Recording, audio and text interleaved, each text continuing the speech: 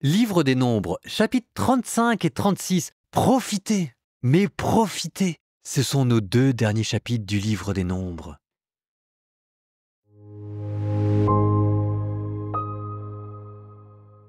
Alors s'approchèrent les fils de famille du clan des fils de Galaad, fils de Makir, fils de Manassé, l'un des clans des fils de Joseph. Ils prirent la parole devant Moïse et devant les responsables, chefs de famille des fils d'Israël.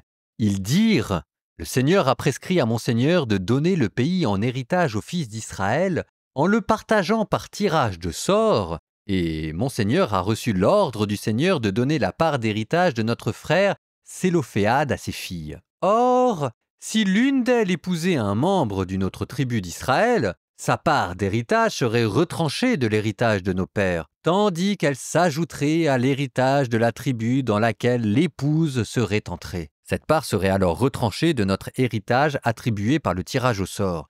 Quand pour les fils d'Israël arrivera le jubilé, sa part d'héritage sera ajoutée à l'héritage de la tribu dans laquelle elle serait entrée. Et donc, cette part d'héritage serait retranchée de l'héritage de la tribu de nos pères. Alors Moïse donna l'ordre suivant aux fils d'Israël, selon la parole du Seigneur. Il dit : « Ceux de la tribu des fils de Joseph ont raison.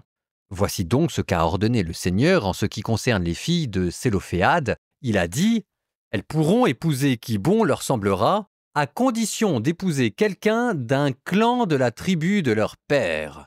Ainsi, les parts d'héritage des fils d'Israël ne passeront pas d'une tribu à l'autre. En effet, chacun des fils d'Israël restera attaché à l'héritage de la tribu de ses pères. Toute fille qui possède une part d'héritage provenant des tribus des fils d'Israël doit épouser quelqu'un d'un clan de la tribu de son père, afin que chacun des fils d'Israël possède la part d'héritage de ses pères. Ainsi, la part d'héritage ne passera pas d'une tribu à l'autre, car la tribu des fils d'Israël resteront attachées chacune à sa part d'héritage. Les filles de Sélophéad firent comme le Seigneur l'avait ordonné à Moïse. Mala, Tirsa, Ogla, Milka et Noa, les filles de Sélophéad, épousèrent des fils de leur oncle. Elles épousèrent donc des hommes des clans des fils de Manassé, fils de Joseph, et leur part resta dans la tribu à laquelle appartenait le clan de leur père. Voici les commandements et les ordonnances que le Seigneur prescrivit aux fils d'Israël par l'intermédiaire de Jéricho, dans les steppes de Moab, au bord du Jourdain, à la hauteur de Jéricho.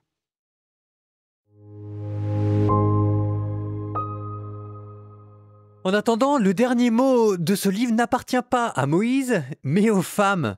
Aux femmes qui font leur retour. Décidément, elles sont partout dans ces dernières pages du livre des Nombres. Le retour des filles de Sélophéad. Ces filles, on les a déjà croisées au chapitre 27, préoccupées par la sauvegarde de l'héritage familial. Leur père n'avait eu que des filles à qui allait aller son héritage. Et Moïse leur avait donné raison. C'est vous qui vous en occuperez parce que c'est vous qui en avez le souci. Bon, ici, ce sont les hommes qui s'inquiètent d'elles. Qu'est-ce qui se passe si ces filles se marient avec un Israélite qui appartient à une autre tribu ? Les hommes qui ne peuvent pas s'empêcher de faire la mouche du coche ici, mais qui posent quand même une bonne question. Parce que derrière, vous sentez le souci des tribus, le souci de l'héritage et des traditions, de préserver la mémoire de qui on est. Et ça, vous dit Moïse, c'est bien. Préserver la mémoire des familles, les lignées des familles d'Israël, qui sont la base de toute l'organisation sociale et politique. C'est juste, c'est vrai. Ce rappel que c'est au niveau domestique et familial que se joue l'essentiel d'une nation. Et c'est peut-être pour ça que les femmes n'arrêtent pas de revenir hanter toutes ces pages-là. Vous savez, la charité, c'est pas d'abord un programme politique. La charité, c'est d'abord une manière de vivre à la maison. Et c'est peut-être là que se joue l'essentiel. Et moi, je trouve que quand on regarde de manière attentive ces pages-là, c'est plutôt à l'honneur de la Bible, même si je vous accorde que c'est difficile de voir derrière le substrat patriarcal le souci des femmes et ce qui deviendra plus tard un jour le christianisme. Mais regardez attentivement. D'abord, la Bible donne leur nom, ce qui n'a l'air de rien, mais ce qui leur confère une dignité. Elles sont reconnues comme des individus et des personnes. Ensuite, chapitre 27, à l'égard de ces femmes, Moïse s'était montré particulièrement louangeur. Il a même reconnu leur droit d'hériter. Ce qui n'était pas acquis, Et en plus, il l'a protégée par la loi. Et là, maintenant, dans ce chapitre 36, ce sont elles qui sont présentées comme les véritables modèles d'obéissance. On a le sentiment que c'est à travers elles que là, on a compris ce que c'était que de vouloir sauver l'héritage familial et donc l'héritage national. Si vous regardez bien même, allons plus loin, la manière dont les hommes essayent de préserver l'héritage dans le livre des Nombres, généralement, c'est en tuant tout le monde. Souvenez-vous de Phinéas. Les femmes, elles essayent de préserver la tradition et l'héritage en fondant des familles et en préservant l'héritage familial. Ben, ça a plus de classe. Enfin et peut-être surtout, là, à mots couverts, on vient de leur reconnaître le droit de choisir leur mari. La seule chose, c'est qu'on a mis des bornes à leur choix pour que l'héritage reste à l'intérieur de la tribu. Pour le reste, elles peuvent choisir qui elles veulent. Donc là, il y a un petit truc quand même. Et c'est comme ça que s'achève ce livre des Nombres, qui est passé de figures militaires au début du livre à maintenant des figures féminines. Alors je suis d'accord pour dire que ces figures féminines, c'est pas les grandes héroïnes du XXIe siècle, et qu'elles restent soumises à leur mari dans un cadre patriarcal. Mais quand même, vous sentez qu'il y a quelque chose qui ne cesse de revenir. Alors on me dira que c'est peut-être encore très insuffisant, mais un jour tout ceci trouvera sa résolution. Je pense en particulier, et on le lira, au livre de Ruth. En attendant, vous avez entendu au verset 4 la subtile allusion au jubilé. Le soleil du Lévitique est encore là. Le soleil se couche sur les nombres. Nous allons ouvrir un nouveau livre, le Deutéronome.